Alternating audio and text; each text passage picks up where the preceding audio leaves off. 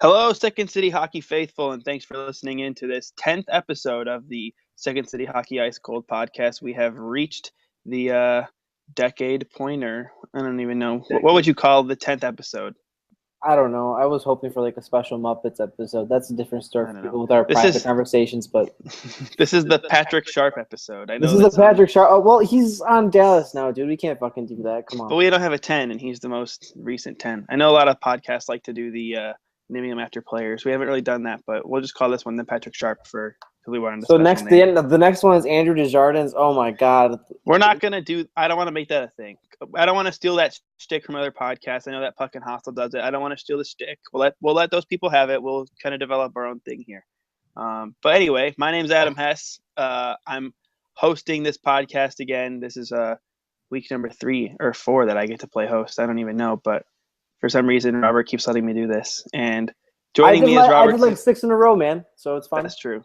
Joining me is Robert Ziglinski. Robert, how are you tonight?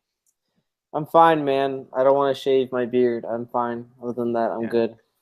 Robert got mad at me before we started recording because we were discussing how we wanted to close out the show, and I said I think we should talk about playoff superstitions because we might not get another playoff episode to talk about that. And Robert was very upset about that. I like to state at the outset that I do not believe that the Blackhawks are going to lose this series. I do just believe that they could lose this series. So let's just there's a difference. That's fair. That's fair. So, they're on 2-1. And this Blues team, the Blues have not bluesed yet. And they kind of bluesed in game 2, but I really thought they were going to blues after the Hawks opened up with that playoff goal. I know it was super early in that game, but with the way that post whistle scrum goes down and then, they end up on the power play.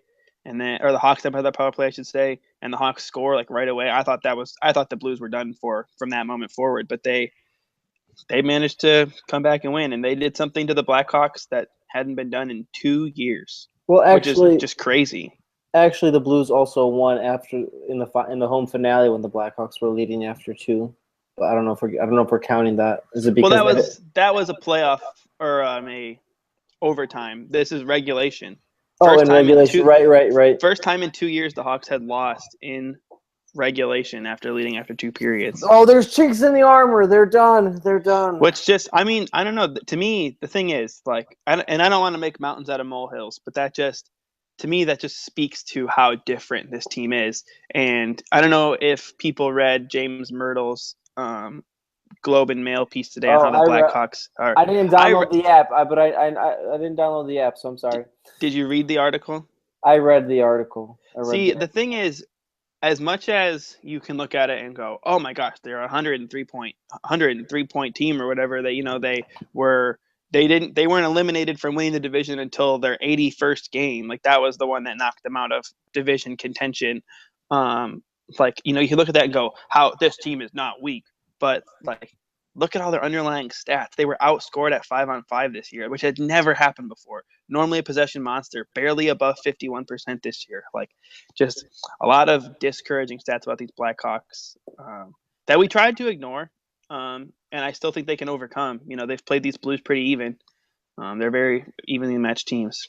But let's get into talking about these past 3 games, Rob. Let's kind of break them down one by one. So let's go back. It's been just about a week now since game 1. The Blackhawks lost in overtime off a David Backes goal assisted by Trevor Van Riemsdyk, which not really of no fault of his own as much as TVR gets a bad rap around these parts. That goal, there's not a lot he can do there where Backes just kind of banks it off him. It's almost intentionally, but let's talk about that game. What did you like from game 1 from the Blackhawks from the Blackhawks perspective? What did they do well? And what did you take away? What positive did you take away from that game? For all of the defensive issues that they've had, I liked how controlled everybody was in clearing their own zone. They clearly still don't have the deepest defense, but Michael Roosevelt was good. Trevor Van Riemsdyk, he's solid enough. See, the thing with me with TVR and definitely he had that own goal, but anybody that still complains about him, he's a bottom pair guy, and he hasn't been awful. He hasn't necessarily been awful against St. Louis. I've liked how he's played. I know I'm going to get shit for that from somebody, But he's actually been all right. I think the Blackhawks top six played well in game one, just didn't really, come through with any actual production. That's sort of been the story of this whole series so far. And then obviously, I think we'll get to it. Corey Crawford's just been an absolute wall. He wasn't tested much in game one, but he's certainly showed no signs of rust. Just an unfortunate bounce. The Blackhawks really dominated that game. They're kind of unlucky not to be up 2-1 at this point in my mind. But that's the nature of this series. The Blues could be up 3-0, 2-1. I mean, that's as cliche as it gets. I mean, in reality, you look at just this series has been so even. The Blues kind of took control a little bit in terms of the Corsi percentage, if you want to kind of use that as your base stat line of what even is. But just, the scoring right now is 6-4 Blues. They've won 2 games. All 3 games have been won by just 1 goal. The Hawks should have been 2 goals in that second game, but the Hawks kind of give up that shitty goal to Shattenkirk at the end. But you look at it; these games have been won by 1 goal. In that first game, the Hawks dominated the possession. They controlled 54% of shot attempts at 5v5. They had 35 shots on goal compared to just an 18 from St. Louis. And like you said, it's just a bad bounce. Again, I struggle to really put that on Trevor Van Reems. Like, he was, by all accounts, positioned pretty well to make that play. And in reality, if that's a cross ice pass and he breaks it up, if it bounces the other way, it's a great play by him. It just happened to bounce past, Corey Crawford, which is just, highly unfortunate. I don't really think you can put on either player. And again, like you said, Crawford was very good in game one. Looked to shake the rust off a bit. Definitely looked better than he did in the game against Columbus. And so, yeah. I really want to think. Oh, sorry. Go ahead. I was going to say, you were going to say something, so you speak. I just this is before actual more analysis. I want to thank NBC Sports Network for blacking me out to where I couldn't see that goal live. Maybe it's good that I didn't see my team lose, but I was pretty mad. Maybe it took away steam from the loss, but otherwise, do you not have Comcast Sportsnet? No, we were watching it at my buddy's house, and he doesn't pay for cable, so we were watching on Sling. So on Sling, all you get is NBC Sports Network. And besides the fact that I actively tried to avoid Pat Foley, but that's a different conversation for another day. See, what you should have done is you should have gone to NBCSportsNet.com or whatever. They blacked it out on the website too, that it's not available in our area. So really, that's really surprising to me, because that's really shitty. I don't know. Yeah, I went to school in Indiana, which was a blackout area for Comcast Sportsnet, but because it was a blackout area because Comcast Sportsnet is available in all of Indiana, but my school did not have Comcast Sportsnet on the cable package. Actually, they had Fox Sports South, which I could watch the Blues. This was 2014 when they were playing the Blues in the first round. Yeah, I could have watched that Blues series on Fox Sports South, but I did not want to listen to the Blues announcers. So I watched it online, and I had no problems with online. I've never had any issues with online. They always promote it, so I'm surprised that it was blacked out online. I don't know. Maybe it was a different app. It's really a blessing in disguise, because 1, I didn't have to listen to Pat Foley, and 2, I didn't see my team lose. But that's, again, a different story for another day. Overall, let's move over to Game 2. In Game 2, where the Blackhawks sort of started off slow, we saw Keith return. I thought that the Blues, because in a large part for the reason that the Blackhawks dominated Game 1 so much, was because the Blues sat back. I think the Blues forecheck started to get it going a little bit in Game 2. They realized they could be aggressive with Blackhawks defensemen that aren't good under pressure in any sense, especially the bottom 3. And you saw St. Louis get into the game a little bit more and create opportunities, made Game 2 for more of a thriller. And I'm sure we'll get to the eventual crazy third period, but this forecheck by the Blues is starting to really concern me, given the Blackhawks' defensive depth issues. Yeah, I mean, the biggest issue, and this kind of speaks a little more into Game 3 than Game 2, but you talk about the forecheck. The biggest issue that the Blackhawks have is nobody on that back end besides Duncan Keith is a reliable puck mover. Well, Jalmerson. Well, Hjalmarsson, yes, but not in the same sense. Hjalmarsson makes the right plays, but he also tends to make the lazy shoot it up the boards play. Remember last year in the Tampa Bay series, he tried to make a lazy play and it led to a goal for Tampa Bay. And everyone talked about how you can't make those plays. He does sometimes kind of get complacent in his own zone, whereas Duncan Keith, they don't have their Nick Leddy to grab the puck and just skate it out of the zone and embarrass and bum slay the other team, because none of these guys on this team have the capability to just get the puck out. No, there's no one, in my opinion, besides Duncan Keith that gets the puck and you go, oh, thank God, now we'll get it out. Brent Seabrook has basically been a nightmare. The Blues forecheck has embarrassed him several times. Yesterday, he had a terrible giveaway in the corner that almost led to a goal, led to a scoring chance, and it wasn't even a tough play, and he just absolutely buffed it. And I just think, again, I wrote this in the recap of Game 3, so that's why I said it speaks a little more to Game 3. But you need to get Erik Gustafsson or Christian Ehrhoff back there, because they are much more reliable offensive defensemen that can move the puck, move their feet well. But right now, just, Trevor Van Riemsdyk, Michael Roosevelt, Victor Svedberg, and Brent Seabrook are not getting the job done. And you laugh at Svedberg because Svedberg has been a nightmare in this series.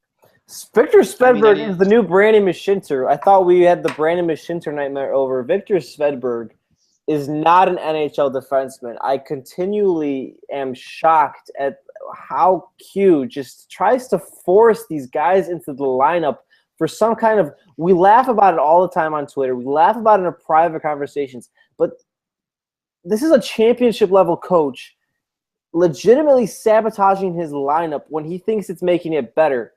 He finally had a decent enough third line, which the third line has also been shitty, which, again, we'll get to. But instead of putting in a real puck mover, he thinks the size of Svedberg, of a player who's not even physical, but because he's big, he might be physical, will add something against the Blues. Victor Svedberg has circles skated around him every single time he was on the ice. I was in person at the game yesterday afternoon, and it was just nauseating watching him play. You're on the edge of your seat just waiting for him to give away the puck or waiting for him to actually do anything on the ice every time he's on. I'm ripping this guy, but he's absolutely not. He's 25 years old. He's not going to improve. He's not going to give you anything against the Blues. And Q just continues to push these kinds of guys onto the ice. I don't understand it. But then again, this is our first world hockey problems, I guess. Yeah, I mean, I was talking a little bit to Books Hockey. That's just her handle on Twitter, but she's very knowledgeable about all the Blackhawks prospects and about European hockey. And we just talked. I said I found Q's love for Svedberg in this series sort of interesting, because he didn't strike me as the typical Q pet who stereotypically plays over other players that are more deserving, except for in this case when it seems so obvious that you need a puck mover back there. Why isn't Gustafsson or Ehrhoff playing? And she pointed out to me, he is a Q pet because he is, he's on this NHL roster, like you said, probably not an NHL defenseman, and he's on this NHL roster over, defensemen in Rockford that are probably more deserving. I mean, the name that comes to mind is Ville Poka, but I mean, Ville Poka's not ready for the NHL. We talked about that. We went to a game. I don't think he's ready either, but he's at least a better prospect, and so, I mean, he is probably better served in an NHL lineup than Victor Svedberg is, because Svedberg doesn't really have a future, despite Bob McKenzie calling him a top 4 potential guy back in December, as you pointed out on Twitter but I just think that, it's interesting that Q, like you said, I think it's the size factor, and I think Q looks at it and when Ken Hitchcock says we want 70 hits, as much as Joel Quenneville talks the big game and says, yeah, I hope they go for 70 hits, which, I mean, I'm sure he actually believes that, you can tell that he's also building his lineup to go, shit, they might get 70 hits. Like, they're going to be hitting us around. We need guys in this lineup that can kind of take that, which is why he's, played Mashinter, played Desjardins, which, and not that Desjardins has been bad, but he's a guy that, Dale Weiss probably deserves that spot. Richard Panik has been hot, probably deserves that spot. And then playing Svedberg because he's big and can take that contact, it is backwards. And like you said, I don't know that it necessarily sabotages their chances. It's not like Victor Svedberg in the lineup is the Achilles heel, but he he significantly weakens. Well, they did score their on his penalty. They did score on the power play. right. That's true, but I still don't think that necessarily makes him the Achilles heel. It's not like Victor Svedberg's in your lineup, so you're fucked. Victor Svedberg's in your lineup, so you're significantly worse than you should be and could be if you played Eric Gustafsson or Christian Ehrhoff in that absolutely. spot. 14% Corsi in Game 2, Victor Svedberg. Yeah. That's wonderful coaching right there. In Game 3, he took more penalty minutes than he had all season long. And he had more penalty minutes than he actually played in Game 3. He had 5 minutes of total ice time. Well, Q definitely got fed up with his bullshit. Well, we'll see if he actually benches him in Game 4. But like you're saying, Q's is playing this game in the press like he wants them to hit so much. But I honestly might agree with the subtlety he's showing. I'm not sure if Eric Gustafsson or Christian Ehrhoff can withstand this kind of play against the Blues. The Blackhawks. No human can withstand that many hits. No, see, I'm not going with the Ryan Kessler thing, but like last year, the Blackhawks, the top 4 defensemen that were withstanding all those hits are all tough guys, and they played quite well. An experienced veteran championship level players. I mean, that sounds again really cliche, Jamal Layers level insight, but it's true. Christian Ehrhoff is a guy that's a shell of the former player he is. He's had concussion issues, and he's been awful in the times he's appeared with Chicago. And see, I disagree with that. Okay, let me finish. And Eric Gustafsson, I mean, he's still incredibly green. He makes for all of his offensive acumen, he still makes defensive mistakes when people are actually pressuring him on the forecheck when the hits are coming. Mm-hmm. See, for me, I disagree that Ehrhoff has been bad, and I don't have the Corsi numbers in front of me, so perhaps he's just been terrible, and someone's going to tweet at me after this and say, hey, just so you know, Eric Gustafsson has a 30% Corsi. Or subtweet you. But. Yeah, or subtweet me, whatever. But, regardless, so basing this off eye test, I think Christian Ehrhoff had been solid. He'd made some mistakes, but he's a good puck mover. He's definitely a puck mover. He fits the mold that the Blackhawks need back there right now. And if you want to, this is kind of the cheap route, but he's way fucking better than Rob Scuderi, and absolutely. So it's kind of the cheater's way out that we moved Rob Scuderi for Christian Ehrhoff. That's at least he's better than Rob Scuderi, because I'd much rather watch Christian Ehrhoff back there than Rob Scuderi, and I don't have much doubt, or I don't doubt that Quenneville would have played Scuderi.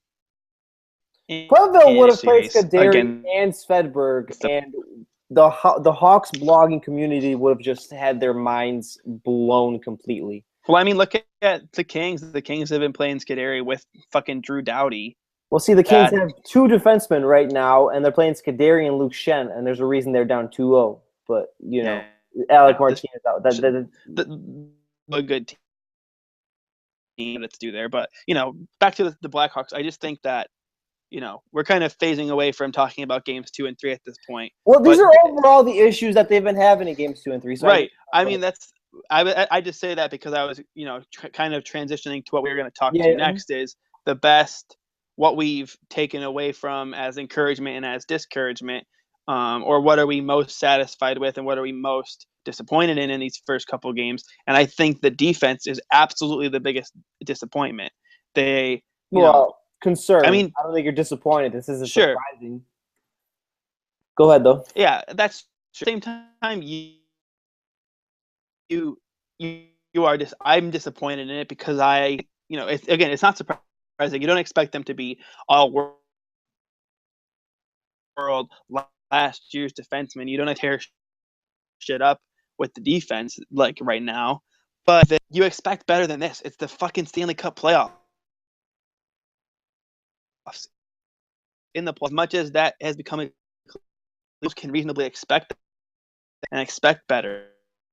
Don't get it. It's just it is disappointing, and again, it's not surprising based on the way that it's been this season, but it's disappointing to see that this team is struggling so mightily on the back end. And I guess I never really envisioned that we would miss Johnny Oduya this much. And truthfully, not to, hindsight's always 20/20, but I think in a lot of ways, trading Trevor Daly and not giving him Joel Quenneville not giving him a fairer shake as a pure offensive defenseman, I should say as a pure two-way defenseman, and trying to use him solely on offense when his history had suggested that he was good as a two-way guy. I think that in a lot of ways ends up being a mistake for this team. And I think Trevor Daly could have fit in well on this club. I think he could be valuable now. He's been great for Pittsburgh when they've used him in the way that he had previously and typically been used. And now, that trade on us just looks horrible. And so and again, it is hindsight's 2020. At the time, the Trevor Daly trade made sense, and no one was questioning it at the time because he didn't fit. But you look back on it now, hey, maybe that guy actually should have fit in this club, and maybe we should have given him a fairer shake. Fifth Feather tweeted this. Could you imagine being a GM trying to find players that Joe Quenneville actually likes? Could you imagine? And I hate to make this the Joe Quenneville podcast, but that's what it is. That's what it is.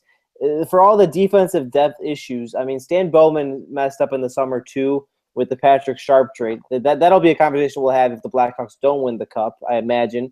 But Quenneville, just anybody that Stan admittedly tries to plug in and fix these kinds of issues, like you're saying with Daly, like Quenneville, he has this doghouse and he has this level and measure of trust that everybody has to get to.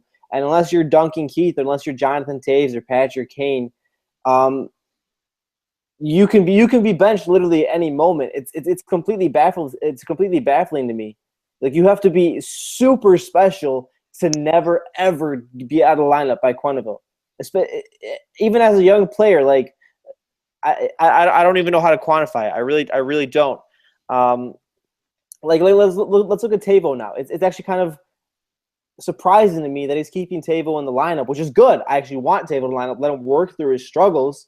But that third line has been awful. That's my sort of thing that's been disappointing in this series. The Blackhawks have a fantastic top six, or a pretty good top six. It's not as good, maybe not as good as it was last year, but it's pretty good. It's good enough to win you a cup. It's a championship level top six. But the third line is really letting them down. They don't have a bottom six scoring line. Teuvo Teravainen has been objectively awful.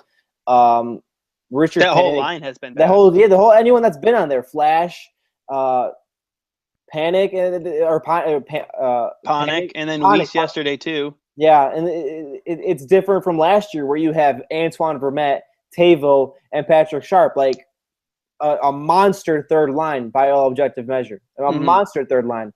For me, that's been disappointing. I'd like to see Teuvo adjust. I'm not sure if he does it this series, but if he does, that might swing the tide. I still think that there's capability for more offensive output. Maybe I'd like to see Quenneville use the last change more with these guys, giving them more offensive zone starts. But I'm not sure how much that changes. I still think they have a quality four lines. It's just that they have to play. They have to play to that level. Again, Jamal Mayer's level of analysis. I'm sorry.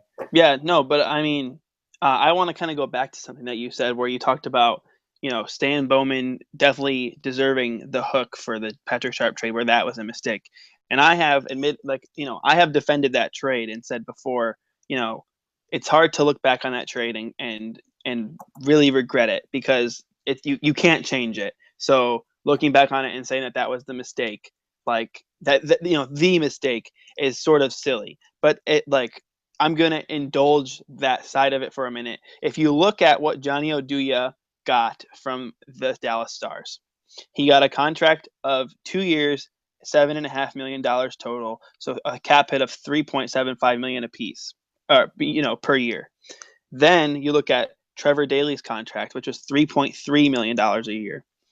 If Patrick Sharp had been traded for not an NHL player, if Stan Bowman had said, "Hey, let's move him for a pick, even a third-round pick, like move him for a pick, anything, just move his fucking salary, move his contract, or I mean, heck, even if you want to go, if we want to get really greedy, if he had said, "Hey, I'll give you Patrick Sharp and you take Brian Bickle and you give me a 7th-round pick," that's a win. You know what I mean? And maybe that is a little bit retrospective, and maybe if that had happened, we would have thought, what the hell? Like, we just traded Patrick Sharp for a 7th-round pick. But that would have been so much cap space. And then, but okay, going back to just Sharp, moving just Sharp for a pick, that would have been $5 or close to $6 million in cap space. Johnny Oduya could have been had. He could have been back in a Blackhawks uniform. And I think that, really in reality, that was the big mistake, was that you sought so hard for a defenseman in a trade. And not that Trevor Daley is a bad defenseman. He didn't fit here. And that was obvious from the beginning. But if you could have moved Sharp and not got an NHL player and then re-signed Johnny Oduya, I don't see how that is not a better option than what you did. Because Johnny Oduya fit so well, Joel Quenneville trusted him so much. And like you said, how hard must it be to find players that Joel Quenneville likes? And you bring in, Trevor Daley, who Q did not like from day one. And I wonder if, if Stan Bowman made that trade and Q was like, what the hell? And you look back at that, like, I think that is kind of where this team gets handcuffed, because the defense has been so disappointing this year. And you look, we talk about how the Blackhawks won a Stanley Cup with 4 defensemen last year.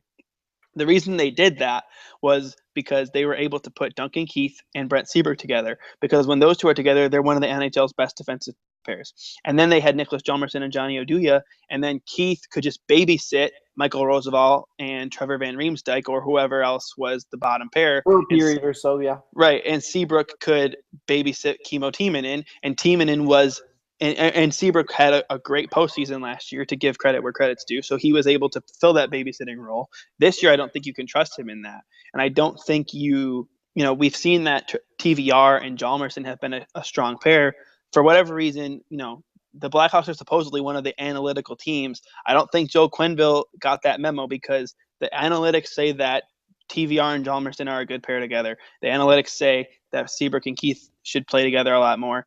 Why not just play those two pairs? And then, if Duncan Keith's going to play 32 minutes a night anyway, just let him babysit Roosevelt and TVR.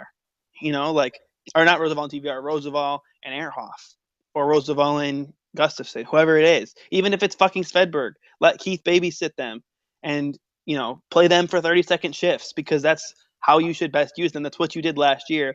You could do it again now. It won't be at the same level. You don't have Oduya, but TVR and Hjalmarsson have been solid together. They've controlled possession together. So why can't that be an option? I just don't. I don't know. It's tough to talk about this and not get fiery mad about it, because it's just the defense is so bad and there are options to be had to fix it. I'm playing Seabrook and TVR the worst, and then he continues to insist on playing Keith and Hjalmarsson together, because that's his only shutdown to can that be the new all the time option, do that when you need it, instead of having to feeling like you need to rely on it all the time, because it's just handcuff. It's a good questionable personnel decisions, but right now I just look at that defense and I think there are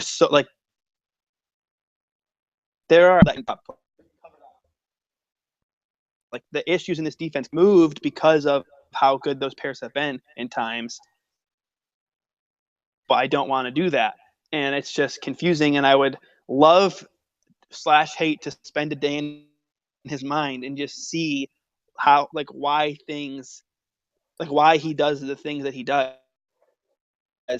And I want to, because it's so frustrating to not understand it and to sit here and talk about it and think there are so many options. And again, I'm not going to say that I'm a better hockey mind than Joel Quenneville, but just look at the analytics though. Just look at the possession numbers, at the goals percentages.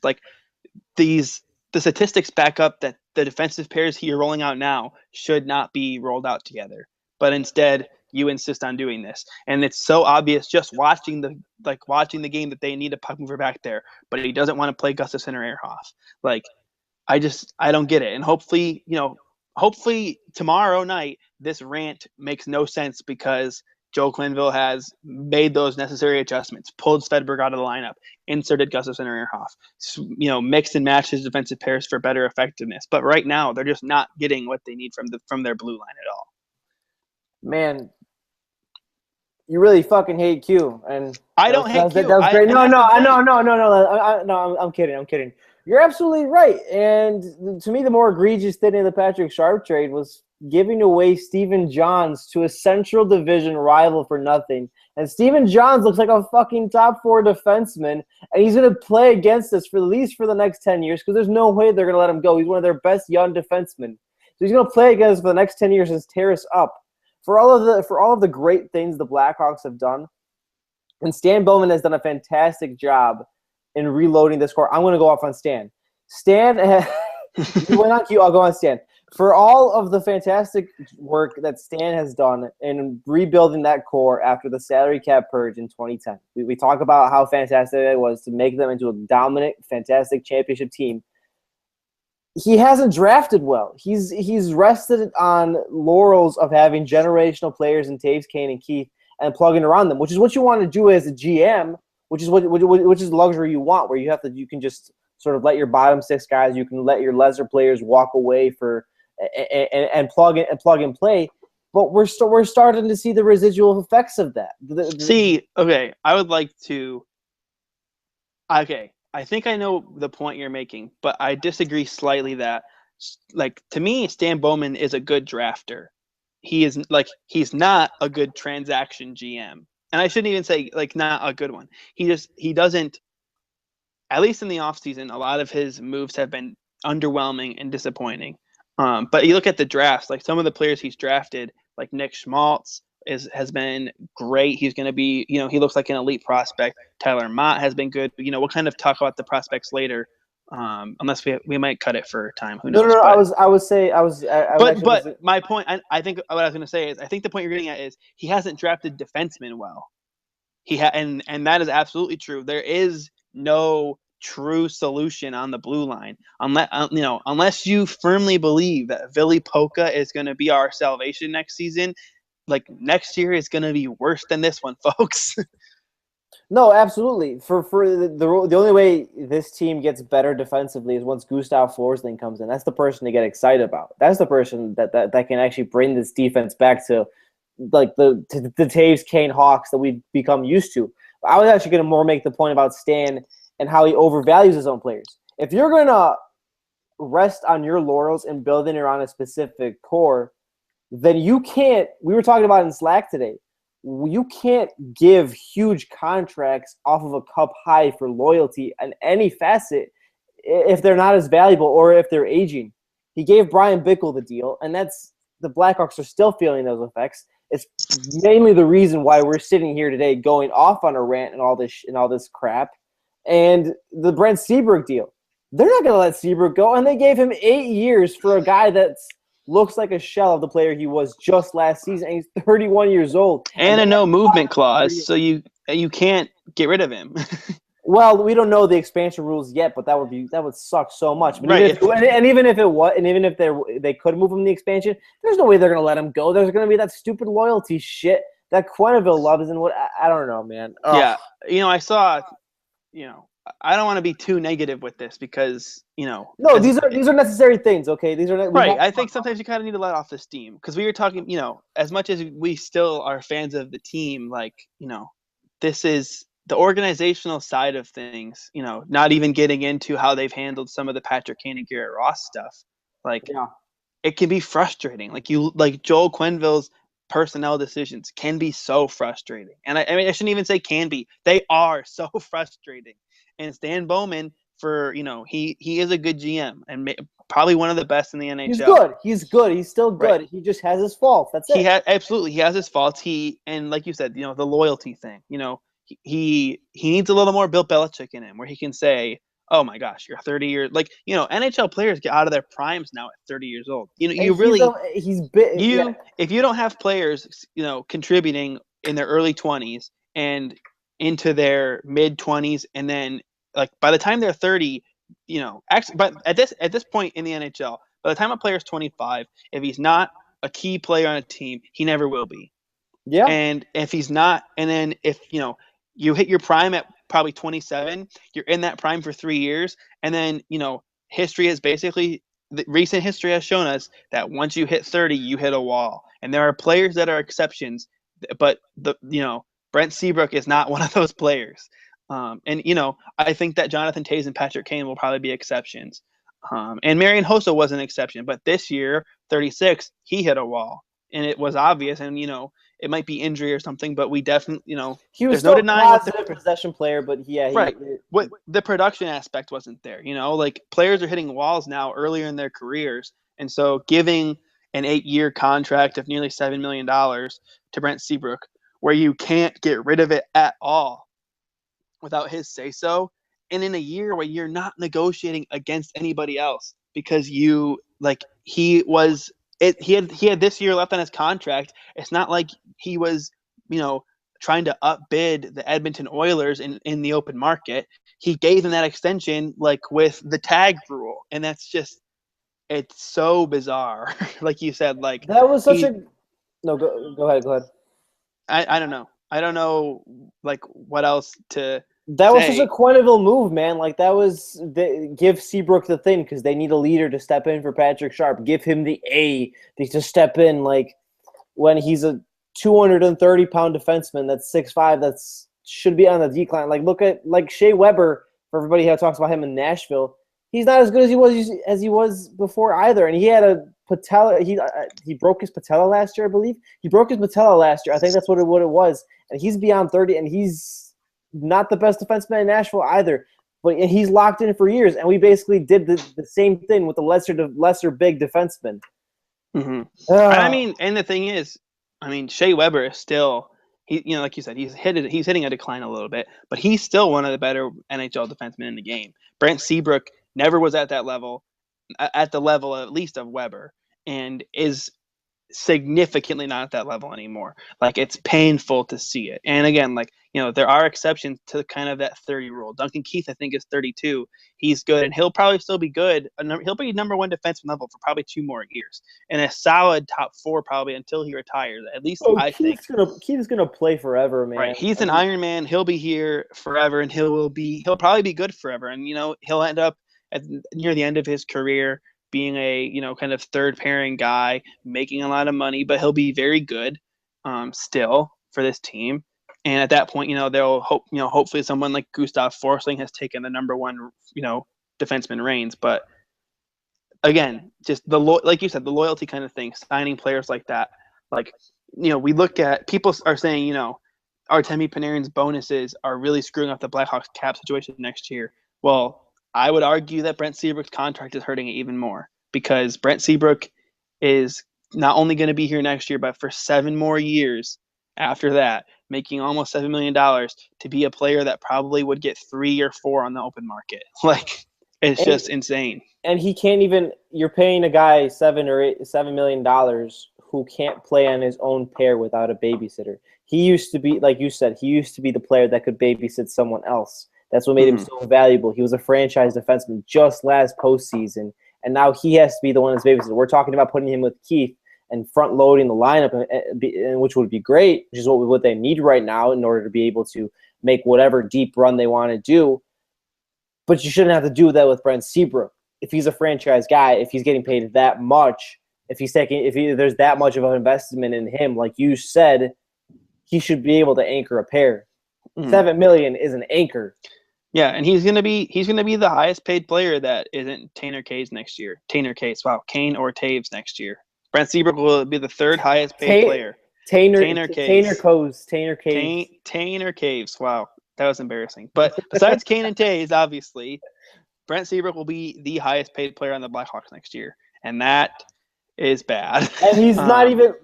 If we ranked the best Blackhawks, and let's not this isn't eulogizing this season. Again, we still think that this was years, but if we rank the best Blackhawks value for future for the next 3 or 4 years, like in terms of on the ice only. Okay, so we're saying Taves is first, correct? Probably, or Kane. Kane's probably number 1 or 2. Okay, those Kane and Taves are 1 and 2. Then you probably have Keith at 3, right? Or yeah. No? Yeah. Okay, then you probably have Crow at 4 because he's probably got. I would say Panarin 4, Crow 5. Panarin at 4 because he is younger. Yes, you're right. Crow probably has 2 or 3 years, and after that, there's a drop off. And Brent Seabrook is probably 9. You still have Tavo on that list. You You still still have have guys. Tavo, Nick Schmaltz probably ends up on there somewhere. Anisimov. Anisimov's on there. Hossa is more valuable than Seabrook at 37. We're going to be absolutely. And honestly, this will sound really silly. I would say, when you all things considered, contract and everything, even Trevor Van Riemsdyk is more valuable going forward than Brent Seabrook. At least Trevor Van Riemsdyk isn't a complete tire fire against the Blues. I mean, like Seabrook, but like you said, he hasn't looked horrible. Anyway, okay, we just did a whole lot of. We went on a whole long rant. Thanks, Stan and Q. Let's talk about positive things from the series. Adam, what have you liked from the series? Let's get back to the playoff series. Anybody who's listening, we do hate Q and Stan to an extent. We don't hate them. No. We also love them. We also love them. Okay. I want to take a moment after. I'm timing the sections after 21 minutes and 58 seconds of bitching and moaning about Quenneville and Bowman. Let's just make sure that we clarify that. We don't hate them. It's just, as a fan, and also as, in a lot of ways, our job as writers is to be sort of critics of the team in a lot of ways. Not just critics, but to evaluate things that happen. As evaluators, it's frustrating to see. So, we'll clarify. If this isn't all doom and gloom either, I think that it's not like we're saying this is the end of the world. The Blackhawks have proven that they can overcome things. Like bad contracts and stuff like that in the past. But I think it's healthy to look at what your team has done and be frustrated by it. But anyway, like you said, let's talk about some good things. What I've liked is, first of all, Corey Crawford. Obviously, we talked about that. Absolutely, he's been the best player. Phenomenal, best player in the series, in my opinion. I said that before the playoffs started, that he needed to put in a Conn Smythe level performance for them to have any chances at the Cup. If they can advance past St. Louis, if they do, and he keeps playing like this, then they can overcome their defensive depth issues. That's not me being optimistic.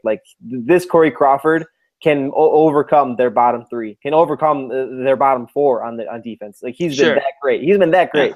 Yeah. I agree. And then I've liked the play in a lot of ways of the top six. The first line of Ladd, Taves, and Hossa has had a lot of good chances. They haven't been able to find the back of the net, but they've controlled play. It seems like they all but 4 shots from them have hit legs out in front. I don't think Marian Hossa has taken a shot that didn't hit a leg since February. And by since February, I just mean in this series. But I'm trying to make a, what's the word? You're trying to make it funny? Trying to be dramatic, but I'm trying to think of the hyperbole. That's the word I was looking for. Yeah. Try to be hyperbolic, but the top 6 has looked pretty good. Obviously Duncan Keith has been phenomenal. It's having him back in the lineup is huge. You could see that instant impact in game 2, getting the first goal. They look like they are moving their feet a lot more on the power play. One of my biggest criticisms from game 1, 0 for 5 on the power play in game 1. And the whole time I was watching the power play in game 1, I thought, move your feet. They were standing in circles, hoping that passing the puck around would open up shooting lanes, when the Blues were able to just stand in the same areas and put their sticks in passing lanes and their bodies in shooting lanes, and the Blackhawks were trying to be too fancy. You have to move your feet. That's the most important thing on the power play, is moving your feet. Because if you're not moving your feet, it's an old lacrosse term that we used to talk about on my hockey teams, but if you're not moving your feet, you're not moving your body. I don't care if you have strided once and you're moving forward. If your feet aren't moving, you're going nowhere. You're just gliding, and that's doing nothing to help your team. You have to move your feet on the power play to create space and shooting lanes, and the Blackhawks weren't doing that in game 1. With Duncan Keith back in the lineup, they've done it a lot more. Their power play looked, only 1 for 4 in game 3, but they looked very good in game 3. But I think for me, the biggest, I'm watching the game, and I think that I have a lot more frustrations. Not that I think that the Blackhawks have played bad, but I think from watching, I think that I have a lot more things that I would necessarily think that needs to be better than things that I've really been impressed with, besides the possession of the top line, Corey Crawford and Duncan Keith's play. I've been impressed. Well, yeah, I would say there's more knockbacks, even considering how even this series has been. They can still obviously improve. There's capability with at least the roster talent they have to beat the Blues. I'm not. I have been also impressed with Marcus Kruger. He's been for everything we talk about with Stan's loyalty in giving contracts. Marcus Kruger's contract, $3.5 million, and he's 24, 25 years old, locked up for the next 3 or 4 seasons. I don't have the details in front of me. 3 years. 3 years. 3 years. He's an elite shutdown center. He's a luxury to having your fourth line to throw out against. But anybody. he hasn't been great in this series. He's been up against the Tarasenko line, and Tarasenko's possession numbers are insane. I think in Game 2 they were in the 90s. Like the Kruger line. I mean, that was at home, obviously, so there was a little more matchups. But I think the Kruger line has not been as impressive as we would hope, and definitely not in the form of last year when Desi Kruger Shaw completely shut down Tampa Bay's top line and Anaheim's top line. They dominated Getzlaf's line in the Western Conference or in the West Final last year. Right now, they just don't look to be in that dominant shutdown form. But you're right. But Marcus Kruger individually has been good. Individually, I liked his play for sure. But yeah, other than that, there's places there they can improve. Mm-hmm. One thing I want to kind of move along a little bit because we're far into this podcast. We haven't hit many of the topics. But one thing I just wanted to hit on was why do you think the top 6 has not scored a lot? They have 2 goals, one of them an empty netter from Artemi Panarin, which arguably may not have been his. I don't even know if he really tipped it. But the one goal yesterday when Panarin ran that great face-off play to feed Anisimov. But besides that, the top 6 just has struggled. I mentioned how Ladd and Taves and Hossa are hitting a lot of lights with their shots. Patrick Kane not scoring. Supposed to be the league MVP. Not very valuable in these playoffs. Yeah. Calls the high sticking. Yeah, the high sticking penalty that cost the Hawks the game yesterday. And I mean, I don't mean to put that solely on Patrick Kane, but the power play is like it's not like Patrick Kane lost them the game. I don't mean to make that to be that dramatic, but that high sticking penalty put them on the ice, put the power play on the ice for the Blues. That scored the goal to win it. But just the top 6, for as good as their play has been, their production hasn't been there, and I'm just curious what you think has been the issue. I hate to be so cliche, but I mean, Ladd hits a post that goes Stahlberg's 2/3 of the way through in the second period. That would give them a 3-1 advantage. Again, like you're saying, Marian Hossa is hitting like all the legs possible on all of his shots. With people like Patrick Kane, I mean, he's a notoriously slow starter in series. This isn't a guy that necessarily goes off scoring wise. The only teams he's gone off in recent years scoring wise in the playoffs have been the Wild, and that's because they're the fucking Wild. You know what I mean? Like teams key in on him, and they key in on his lines, and they also key in on Taves and such. So whatever the lack of production there's been, I mean, they've been creating chances and they've been sitting in team zones, but I think we're overplaying exactly how well in a sense they are. This is sort of the Blackhawks' MO to be slow starters in games 1 through 4, where they win series and lose is games 4 through 7. If the Blackhawks are going to win this series, Taves and Kane are going to have to play better. I think they will. But if the Blues continue to shut them down, I mean, for me, I will stick to the bounces. But other than that, I can't really quantify exactly what's gone wrong. Yeah, I think, like you said, it is a little bit of bad luck, but it's frustrating to watch. The Blackhawks are shooting 1.3% at 5-on-5 this series, and that is everybody. Abysmal. That's bad luck. That's bad luck. That's bad luck for sure. But the thing is, that you can over an 82 game sample, if after 3 games you thought, wow, they're shooting 1.3%, the goals are coming. But I mean, you look at it like in a 7-game sample, there's 4 games left. I don't know if in 4 games 1.3% is really going to correct itself. Not to the extent that the Blackhawks are going to explode. And I truly thought, I was in charge of the Second City Hockey Twitter account for the first 2 games, and I kept saying, I have a feeling that if the Blackhawks get 1 on Elliott, they will explode. They haven't done that. Elliott has been strong for the Blues. We had Laura on last week from St. Louis Game Time, and she mentioned that he finds an extra gear in the playoffs. He's done that. So give credit where it's due for him. But hopefully the market correction on that shooting percentage is coming. Well, Frederick. Sorry, go ahead. I was just gonna say, one of the thing is I don't remember the exact numbers, but I think it was Blackhawk Up that tweeted it out either yesterday or today that under Joel Quenneville, the Blackhawks like stats in games like 1 through 3 of a series, they're like below a 500 team, but in games 4 through 7, they've only lost 7 games. I think it was only 7. That might be wrong. It's like 40 to 13. So don't quote me on that. But they've only lost so many games in games 4 to 7. Like the crunch time is when they get it done. Now again, this team is different than we've seen in the past. They're not as good. They're not. Right. As good. They're not. They're quite, good enough in my mind. Still, I'm not going to be a defeatist and fatalist like a lot of other people we see. I still think they're good enough to win it. But they're closer to the pack. Is my stance. Right. Yeah. I mean, and again, they're not the 2015 Blackhawks. They're definitely not the 2013 Blackhawks. They're probably not the 2014 Blackhawks. They're a little closer to 2012, which is discouraging because that was a first-round exit.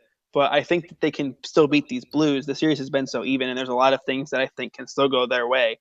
But overall, I just think that on the Elliott point, it's something that a lot of people point out. I mean, Frederik Andersen was a guy that dominated the Blackhawks through most of that series against the Ducks last year. I mean, he had like a .95 save percentage, which was ridiculous. And the Blackhawks eventually solved him. Unless you're the Blackhawks, if the Blackhawks are going to lose, before we move on to other topics, if the Blackhawks are going to lose this series, it'll be because they've been stonewalled by a goalie. Right, Brian Elliott. It's been goalie wins.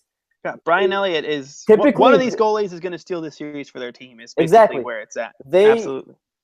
When they win series, they eventually break the dam on everybody. The only guy they've never broken the dam on is Ben Bishop, but I would argue they actually did, considering that his groin was torn and he didn't have the same mobility. But that wasn't them exactly doing that. For the most part, 90% of the time, they broke Devin Dubnyk last year. They broke Frederik Andersen. They broke Pekka Rinne. They've done it to Roberto Luongo. They've done it to Tuukka Rask. That's what they do. And if they don't solve Elliott, which is what their history has shown that they could do, they'll lose this series. I think I still am confident they will, but I want to we're going to skip some topics that we had originally laid out because we're deep into this podcast, but I want to talk about let's make predictions for the rest of the series from this point out. At the start of the series, or before the series started, we both predicted Hawks in 6. Do you still believe Hawks in 6? And give me the scenario for tomorrow night's game. If the Hawks lose Game 4, what happens from there on out? And if they win Game 4, what happens from there on out? If they lose Game 4,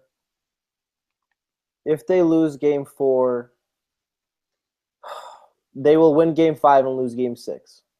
They will lose on home ice. If they win Game 4, they will not lose the rest of the series. See, okay. If they win Game 4, I do believe that they will win in 6. Absolutely. If they win tomorrow, I don't think they lose again.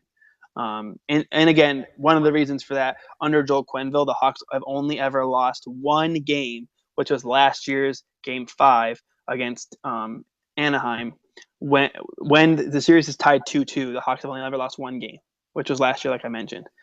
So I do believe if they win Game 4, the series is over. The Hawks have come back from 2-1 to win in 6 several times, including 2 times last year. So obviously we have, encouragement there.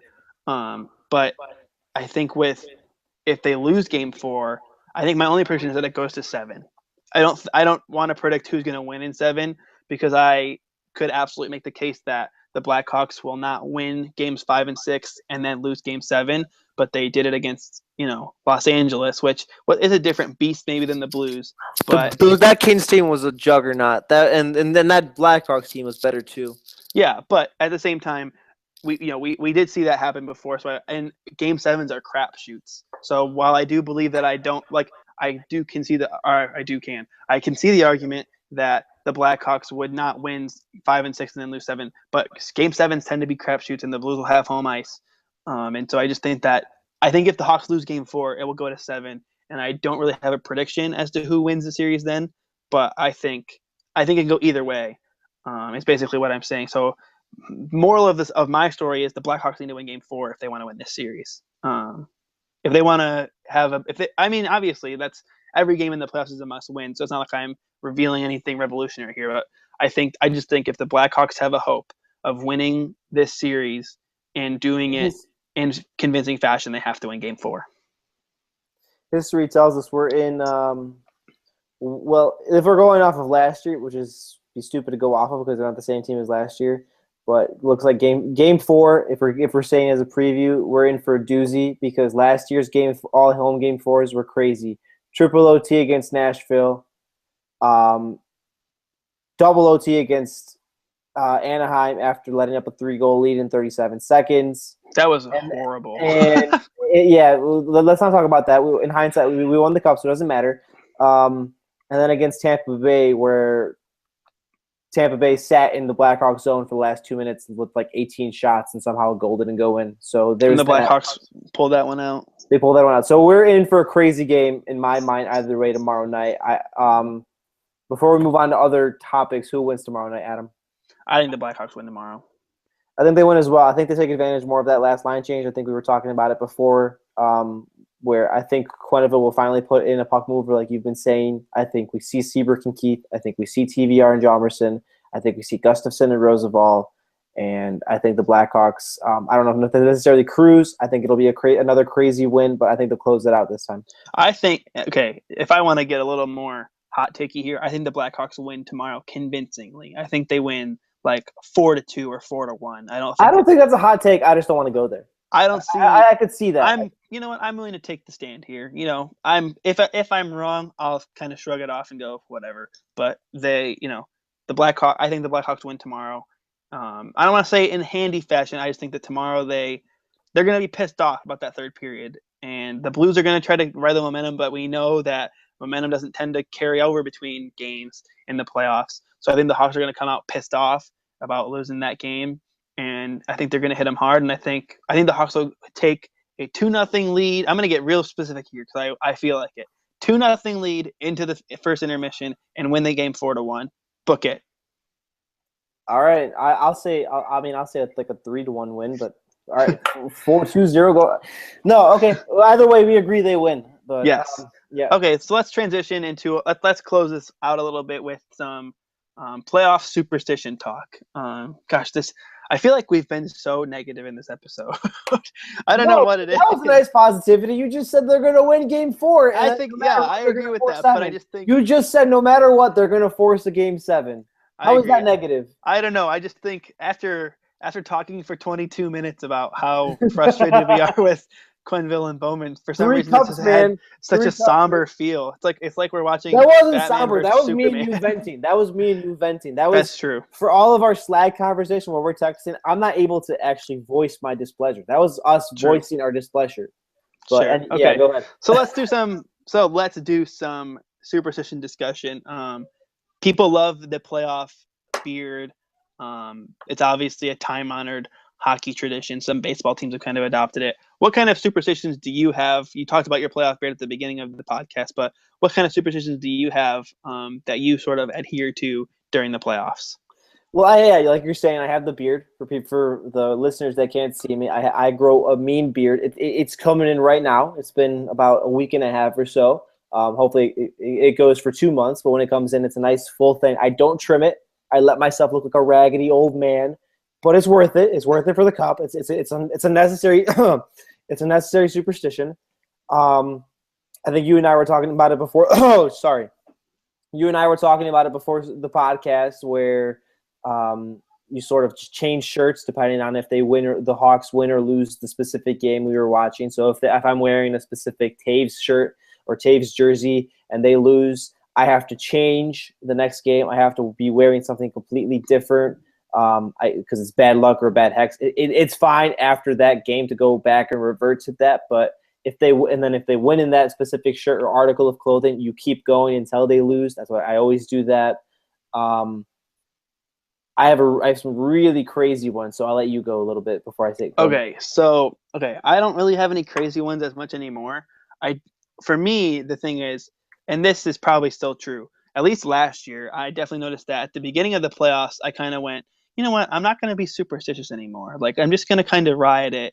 I'll have my, like you mentioned that we talked about how, if the Blackhawks win and I'm wearing, this jersey, the next game I will wear that jersey again.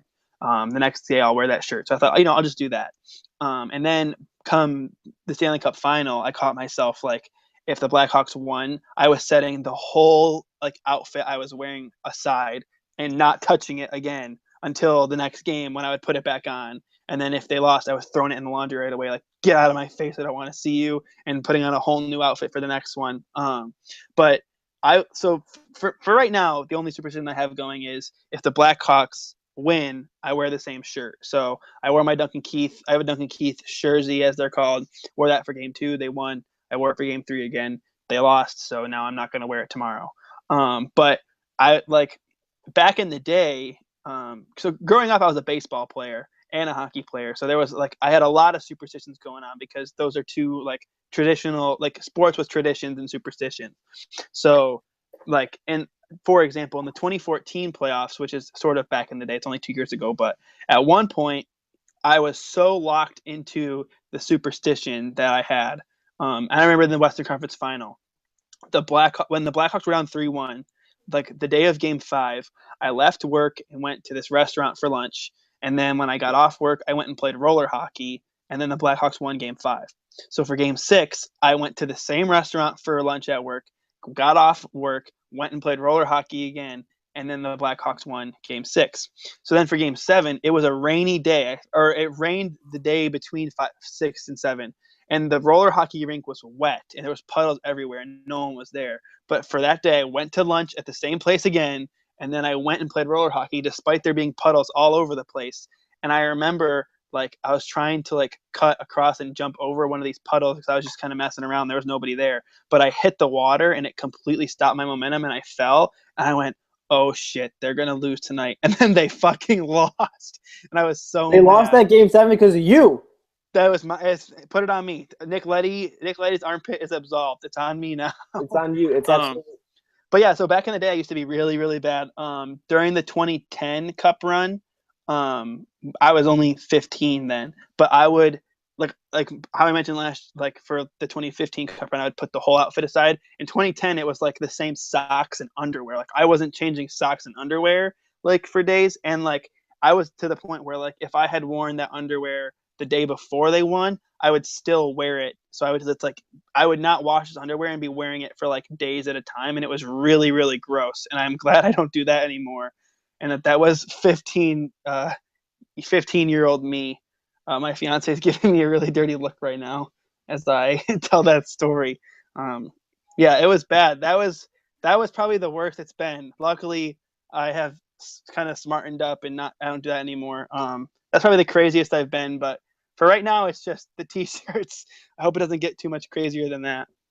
Oh, dude. I can't grow a beard. I have terrible facial hair. I get this really creepy mustache that I did last year for the playoffs, but I saw a picture recently and thought, oh my God, why did I grow that freaking mustache? And someone told me it was for the playoffs, and I thought, I'm not doing that again. So yeah, I can't. Like Joe Flacco or something, right? Yeah, I can't do a beard. I used to do playoff hair as like a playoff beard, so I get a haircut before the playoffs and then just let my hair grow out for the playoffs. That's kind of stupid and lame and not really in the same spirit, so I just kind of don't do that anymore. So I just kind of stick to the shirts. You keep looking at her for like her judgment or something. I know. I just realized that you're looking. She gives me heavy judgment. All right. You said you had weird ones. So what are your weird ones? Now that I know she's there, now I don't want to say them. I have headphones in, so she can't hear what you say. Okay, perfect. So I recently I don't think I really did it for any of the 2010 runs, or the 2010 or 2013 run. I think I started doing it in 2014. But for me, if I'm like drinking at a water fountain or if I'm like filling up a water bottle, I will. This sounds really, really, really, really fucking stupid. I'll have the water only run for 16 seconds. 16 wins. Like call it off. Oh my God! I'll have like for everything. No, seriously. Like if it's a game day, I will literally stick to that. I'm not even kidding. I am. I like that though. I am that insane. I will like if I like in any facet letting the water run, like I will always tidy up the house. Like if there's any kind of mess, I will like organize everything, make it all upright. I will I'll wash my face and I'll hold the water in my face for like 16 seconds. I'll do all that crap. Like I'm not. I like that though. That's clever. That's kind of clever. It is like not it. clever. It is not clever. It is not clever. I never like in my head like 16 seconds for 16 wins has never clicked. So no, I go in 16-second increments. So say if I'm like working out too, like I'll be like if I'm in the gym or something and I'm like counting off like doing core, like doing like 16 reps of the bench press or something. I will do 16 reps on the bench press, or if I'm like holding a plank, like I will like instead of counting off a minute 1 2 3 4 5 6 7 8 9 10 11 12 13 14 15 16 17, I will only go in increments of 16. So I will go 1 through 16 and then 1 through 16 and then 1 through 16, and once it's eventually a minute, then like it has to end at 16 if it's a game day. Like I'll stick to that specifically. I'm pretty sure most people clean up. I don't think you've ever heard of anyone actually sticking with that like that. I'm a fucking weirdo. I think, gosh, when I think about it, like the craziest like action, something like that I can remember is when I did the roller hockey thing, where like it was so in my head that I was like, I have to keep doing the same things. Like if I don't go play yeah, I have to do the same thing too. Like if I'm at home and it's intermission, I have to go like fill up my water bottle, count up 16. I have to wash my face in the same facet. I have to take a piss from whatever I was drinking. I have to like tidy up the kitchen and then get back down, sit in my seat the exact same way I was sitting for the first period. Set myself up, set my remote like in the same location, and then sit there until there's like a goal or something. See, okay, another one I didn't even think about it until now, but if I like drink a beer during a game, like if they win during the next game, it has to be the same beer. And if they lose, I don't drink a beer the next game, or it has to be a different beer. I don't go back to the same beer, and I have to sit in the same spot if they win. So like last year, actually, we had friends over for one of the games. I think it was game 5 against Tampa, and I had sat in a seat for game 4, and someone like was over, and I was like, dude, you need to move, and he was like, what? I was like, that's my seat, like. I need to sit in that seat. And he was so confused, but I was like, I need you to get out of that seat so I can sit there because I need to sit in that spot.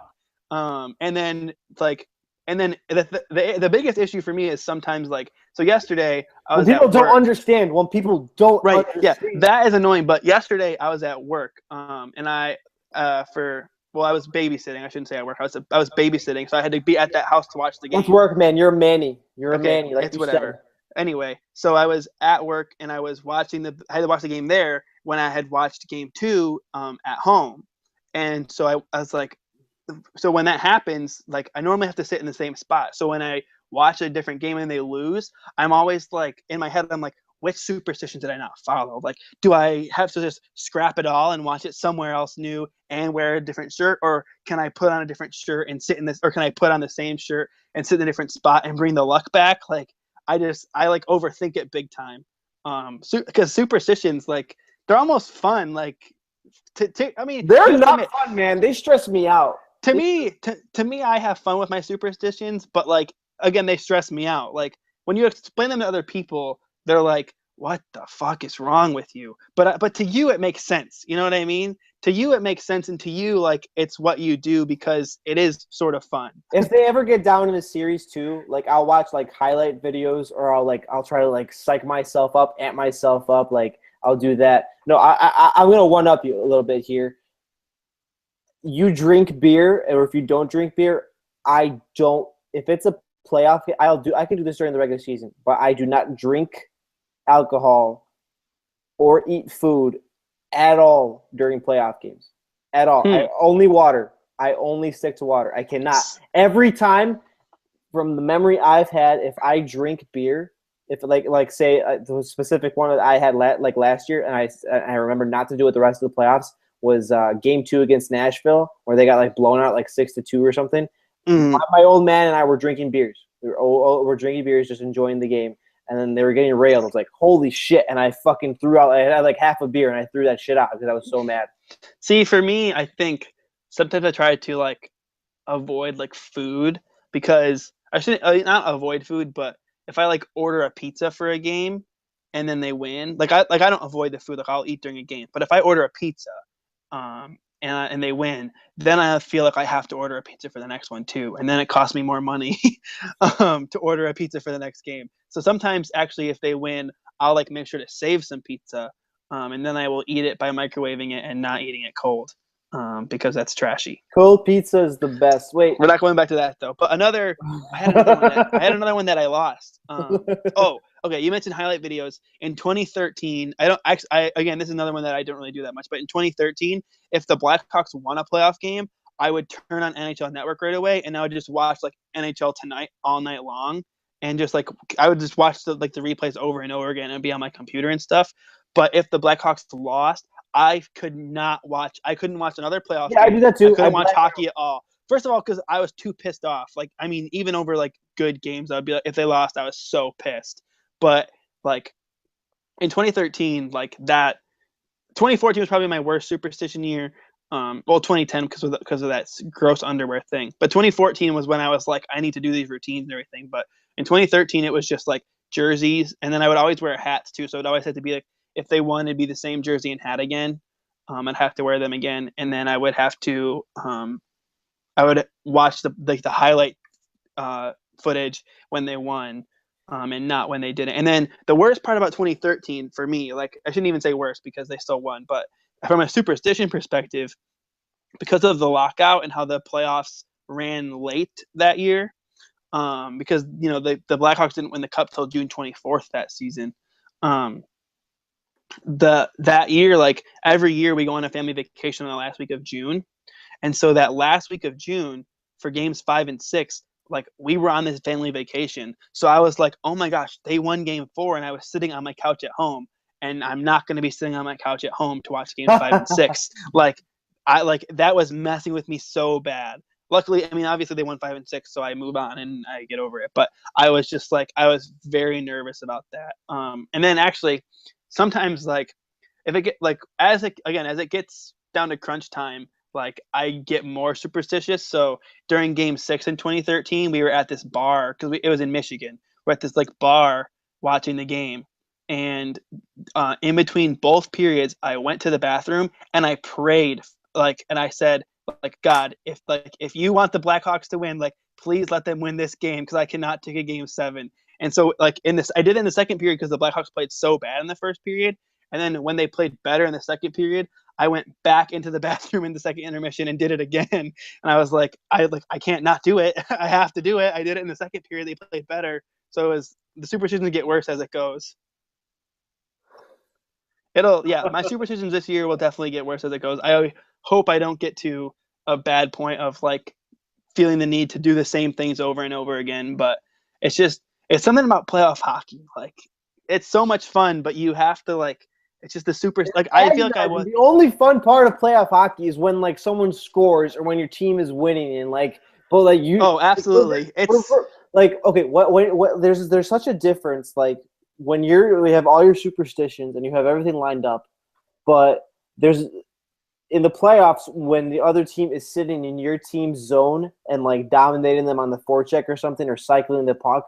Like, it's the most nerve-wracking thing. Like, in the regular season, you're just sitting there like, fuck, come on, clear it. Yeah. In the playoffs, you're like, come on, motherfucker. Like, you're like, well, you're swearing your ass off. Like, and the thing is, like, in the playoffs, like, for me, like, I'm glued to the TV. Like, I don't even check Twitter that much during, like, I like to tweet a lot and, like, kind of live tweet games, but I try not to be on Twitter too much because I want to watch what's happening and not miss the action, which during regular season games, like, I'll routinely, And during regular season games, I'll routinely watch Twitter instead of watching the game and see if people are saying funny things or clever stuff.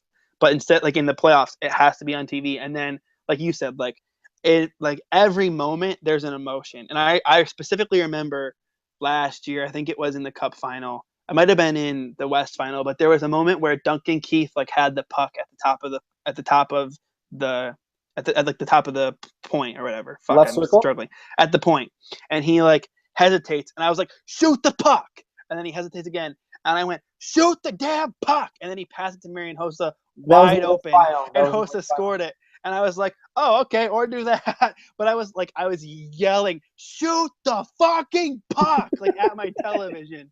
And then he like passes it off and he scores. So you're right, like playoff hockey, it's fun when they win and when they score and stuff, but in between everything else fucking sucks. It's a nightmare. Yeah, man. Oh God, Jesus Christ, we're wrecks. Here's the good news. Okay, I shouldn't even say good news. The bad news is we might not have to do this for very much longer. We might not have to be stressed out by our own playoff hockey for very much longer. Knock on wood. But I'm knocking on wood. The good news is we probably will have to hold on to these superstitions, and my superstitions will get worse.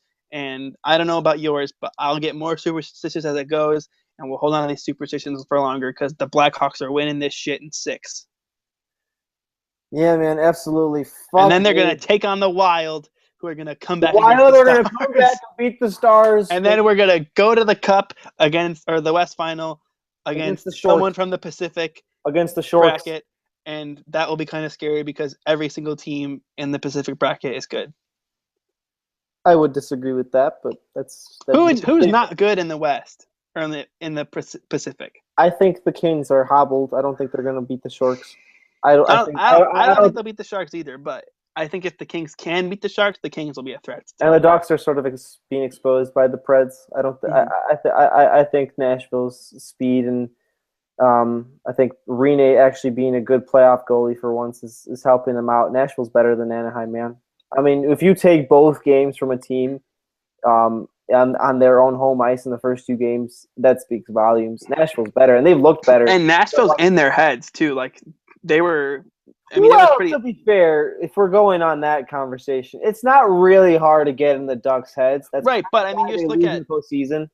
But you look at that, like, some of the stuff that the Ducks were doing it today, they, like, intentionally took, like, 2 runs at Rene, and then at one point Kessler, like, slashed his stick after a whistle. Like, the Ducks are bluesing, or just ducksing because they do it too. Yeah, I disagree. We make the Blues jokes. Like, why don't we make more Ducks jokes? They've lost 3 home game 7s, and they're about to get swept. You're right. No, you're right. So the Ducks are ducksing, and I don't think they're going to get swept. I think they'll win one of the games in Bridgestone. But I think the Predators will win that series now, even though I originally predicted that they wouldn't. I don't want to sub. Regardless. Yeah. I just want, here's the thing is the person I feel the worst for with the Duck series is Travis Yost. Travis Yost. Oh, I was going to sub-mention him. You're actually mentioning him? Yeah. Poor Travis Yost. He was on their, bandwagon, how they're this huge... Oh, my gosh. Ever since, February, he was getting his rocks off, dude. He's getting his rocks off on the Ducks. I mean, what about the Kings? I remember reading to him, it was the Kings and Ducks. His playoff predictions piece, the first thing he said for I read it because I knew he was going to pick the Ducks, but I read his predictions, and for the Nashville Ducks series, he said the first thing he said was poor Nashville. There's no team I would want to play less in the playoffs right now than the Anaheim Ducks. And guess what? They're up 2-0. So poor Travis Yost. There's no writer I'd want to be less right now than Travis Yost. That's a joke. I'm kidding. Travis Yost is a good writer. No, he's a fantastic writer. Listen, his Ducks fandom was just kind of annoying. It's really tough to make serious predictions. That was absolutely. Laz, the Chicago Sun-Times Blackhawks beat writer, picked the Ducks to beat the Capitals in the final. So, it's a crapshoot. Good luck with that one. I don't think the Capitals are getting past the Penguins, but I'm high on the Penguins. I'm kind of Yosting with the Penguins. Fucking Penguins, man. You're Yosting with the Penguins. I can't wait to lose to the Rangers. I can't wait. Anyway, we've gone kind of long with this one. This might be one of our longer ones, so let's wrap this up. So thanks for listening to an hour and 20 minutes of bumbling idiots, as I call this last week. With keyboards. A couple of idiot millennials that write about hockey. Yeah, absolutely. That should be our new tagline. But thanks for listening. We appreciate all you listeners. Thanks for listening to our 22 minutes of bitching about Quenneville and Bowman, and to our 22 minutes of weird superstitions and the fact that when I was 15, I wore underwear for weeks at a time. That's how I count everything off 16 seconds on game. Please don't hold that over us. We are fans. And we are fanboys. That's short for fanatic. Yes. We are fanboys in the worst sense. But thanks for listening, everybody. I'm Adam Hess for Robert Ziglinski. Oh wait, gotta give Twitter handles. Follow Robert on Twitter at Robert Ziglinski. That's ZEG Linsky. Follow Second City Hockey on Twitter at 2ND City Hockey. Follow me on Twitter. My name's Adam Hess. It's at _Adam Hess. Follow all our work. We'll have some good stuff. We're gonna have some fun. I guess some SB Nation blogs are picking Australian teams from the Australian Ice Hockey League to cover over summer because they play a summer league. So we're going to be doing that over the summer. But for right now, we're covering Blackhawks Blues, and then we're going to cover Blackhawks Wild, and then we're going to cover Blackhawks Sharks. Actually, probably Blackhawks Stars. Then we're going to cover Blackhawks Sharks. Then we're going to cover Blackhawks Capitals, and then we're going to cover a cup winner because, bitch, we're winning this shit. Yeah, we're not covering an Australian team until mid-June, so yeah. just putting that out there. Anyway, sorry for all the complaining and the profanity. We love you, listeners, and that's our personality, guys. Let's go Blackhawks for Game 4. Let's hope they pull out a big win. And thanks for listening. Have a good one. And as Robert loves to say to close out the podcast, stay classy, everybody.